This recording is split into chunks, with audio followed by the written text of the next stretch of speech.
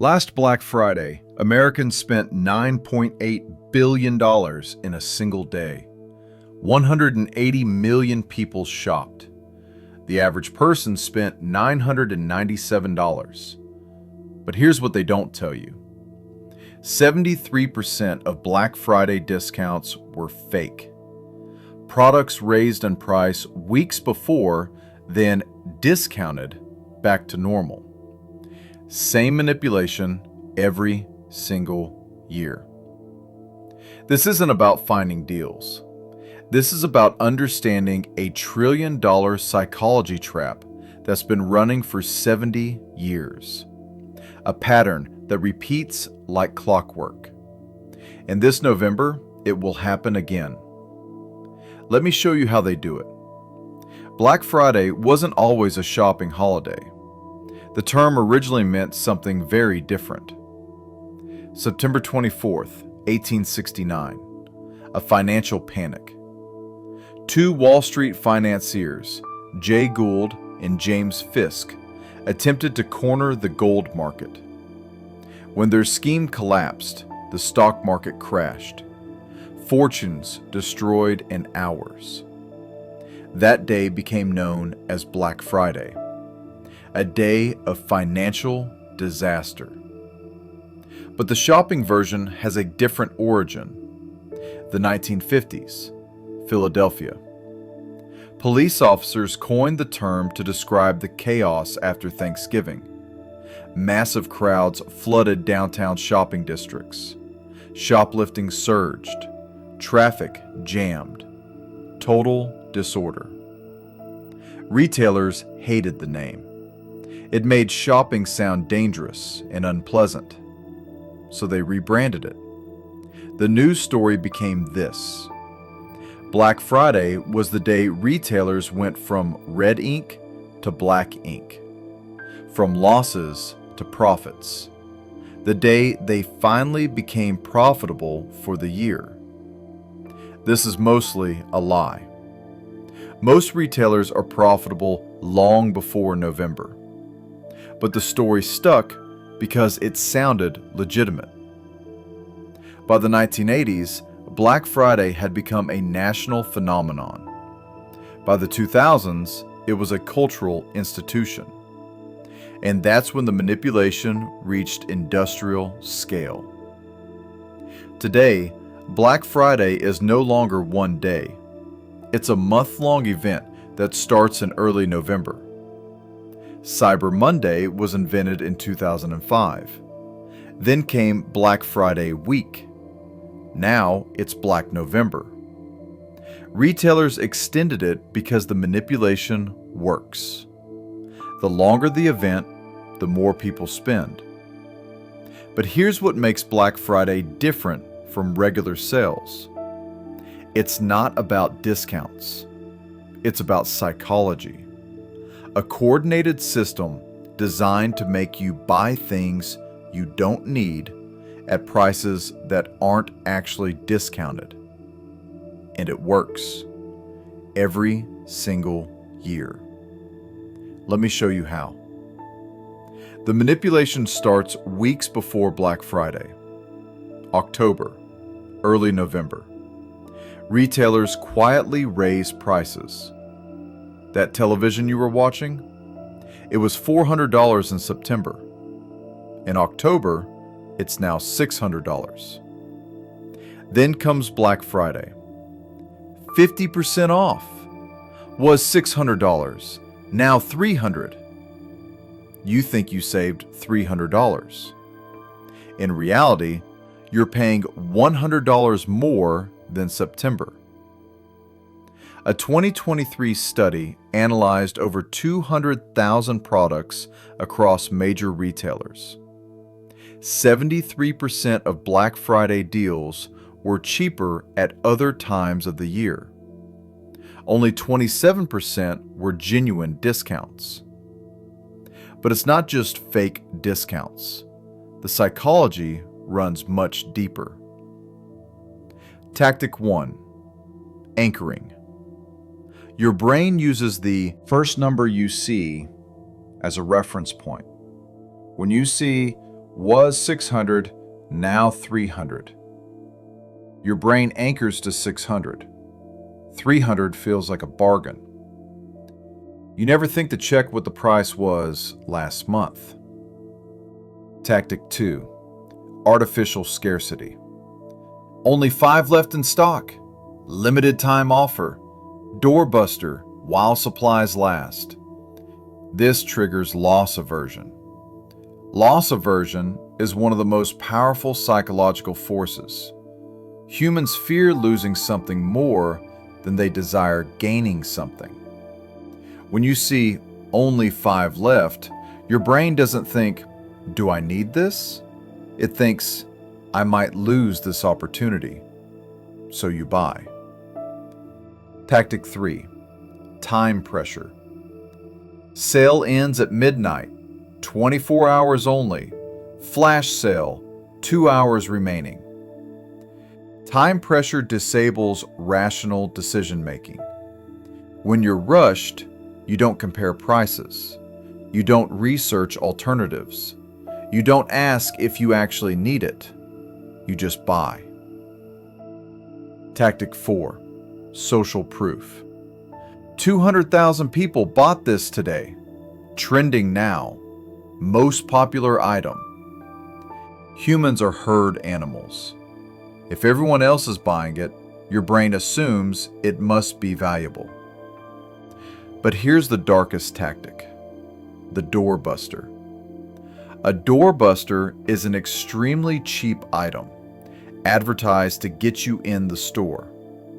A $200 TV for $50.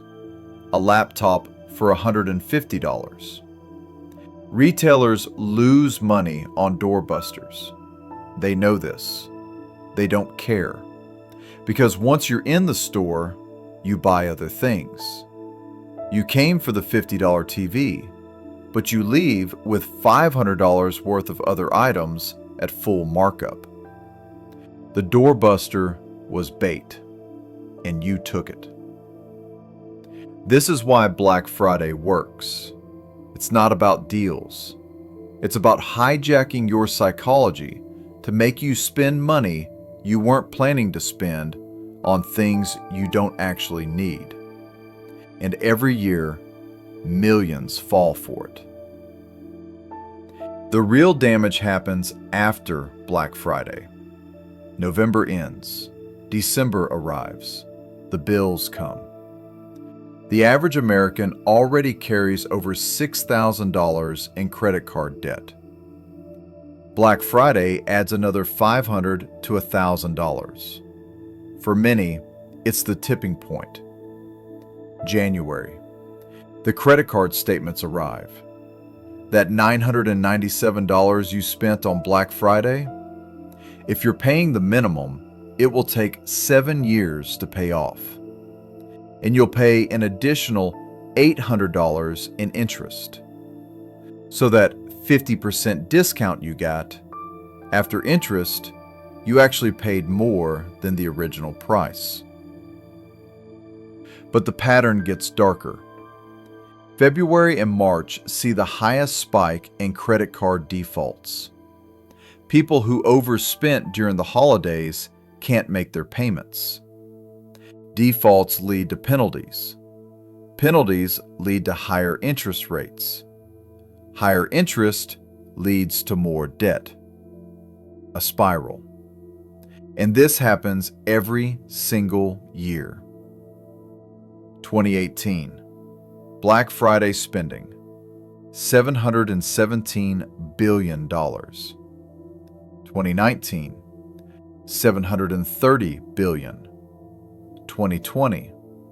$791 billion despite COVID. 2021. $887 billion. 2022.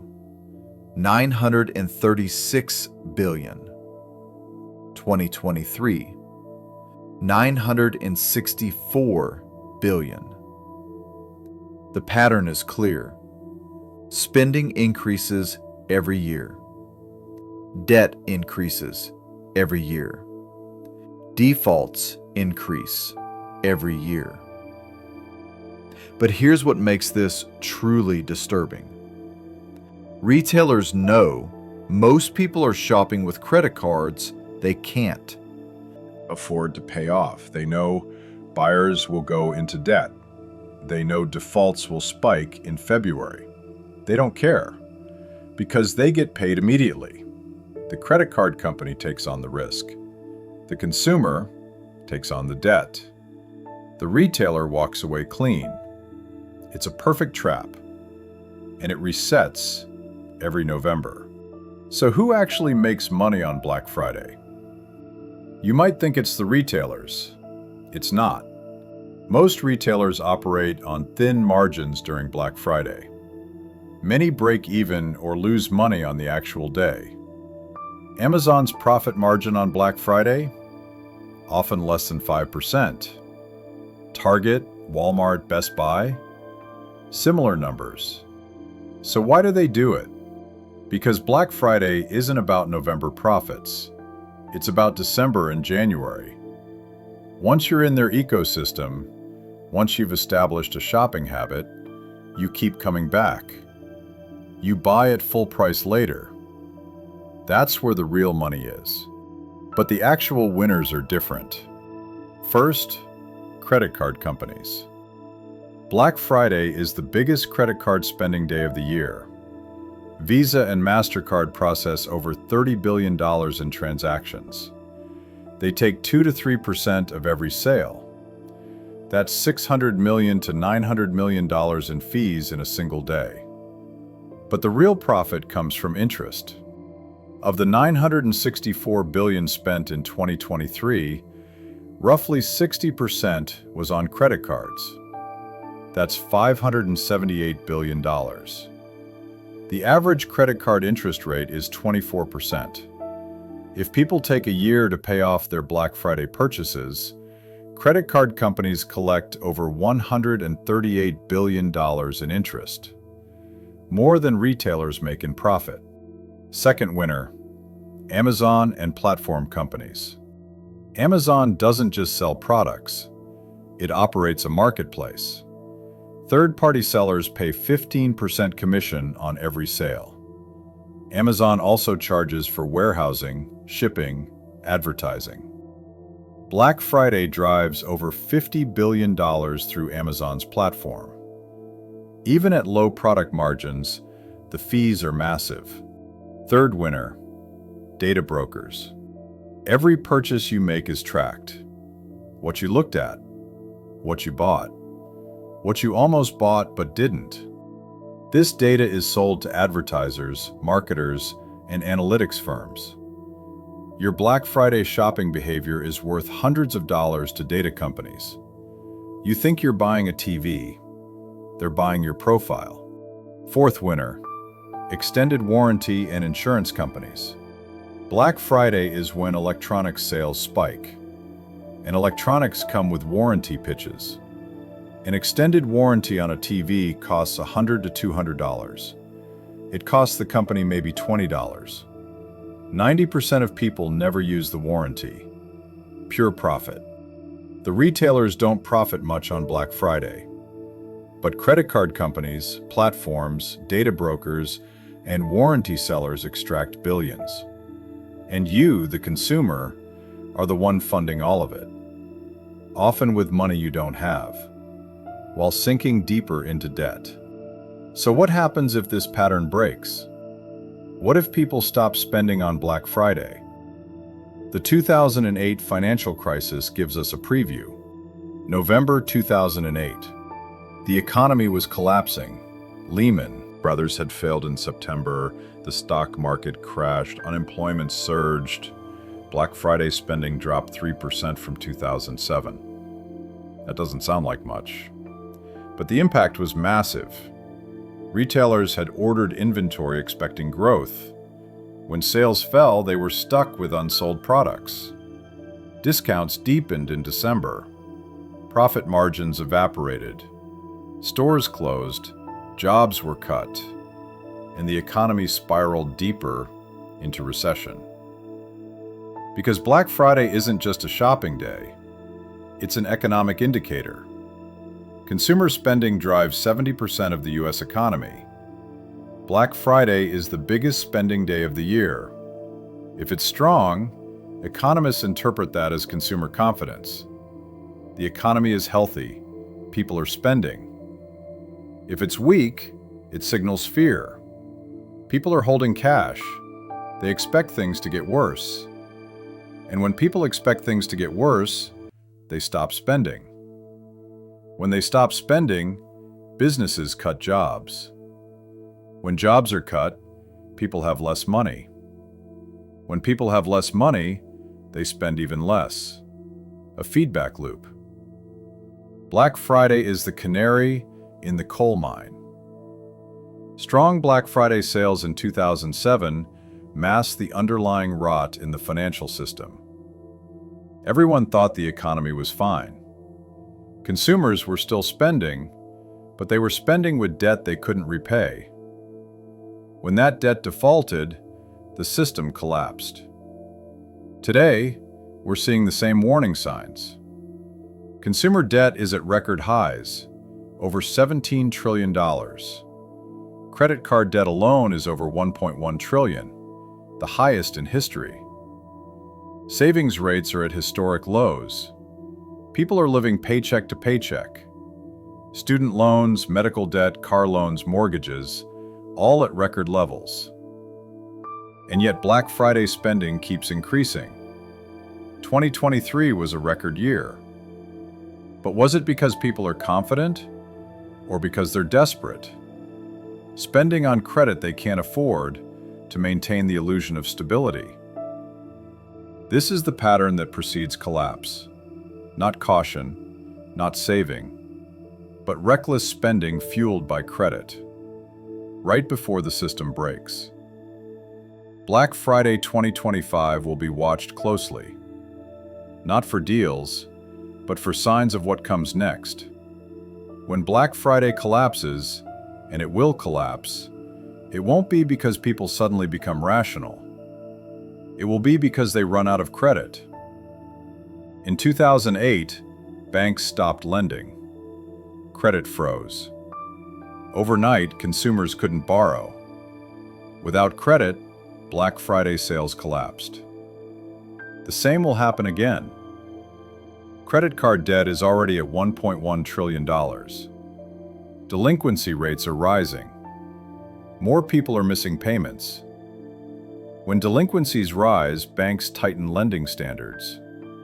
They reduce credit limits. They deny new cards. And suddenly, millions of people who were relying on credit to maintain their lifestyle can't borrow anymore. They have to spend only what they earn. For many, that means spending almost nothing. Black Friday depends on credit. Remove credit, and the entire system collapses. But here's what you must understand. When Black Friday collapses, it's not the retailers who suffer most. They'll get bailouts. They'll restructure. They'll survive. It's you, the consumer. You'll be stuck with debt you can't pay, interest compounding, wages stagnant or falling, assets losing value, and no way out. This is the pattern. Encourage reckless spending through psychological manipulation. Fuel it with unsustainable credit. Extract maximum profit while the system is running, and when it collapses, leave consumers holding the bag. It happened in 2008. It will happen again. The only question is when. So what do you do? First, recognize the manipulation for what it is. Black Friday is not about deals. It's about extracting money from you using psychological tactics perfected over decades. If you understand the tactics, you're less likely to fall for them. Second, track prices before you buy. Use price tracking tools. Check what an item cost in September or August. If it's not cheaper now, it's not a deal. Don't trust the original price retailers display. Third, Avoid buying on impulse. If you see something on Black Friday, wait. Come back in January. If it's still something you want, buy it then, often at an even lower price. Fourth, never buy things you don't need just because they're on sale. A 50% discount on something you don't need is not savings, it's spending.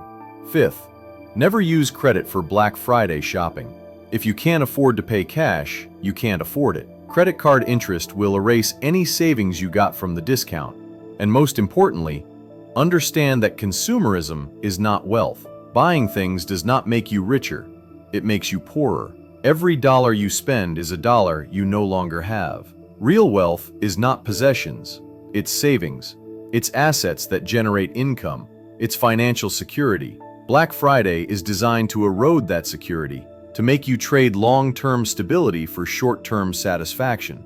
The manipulation works because it taps into deep psychological triggers: fear of missing out, social pressure, time urgency. But if you understand the game, you can choose not to play. Black Friday is a trillion-dollar psychology trap.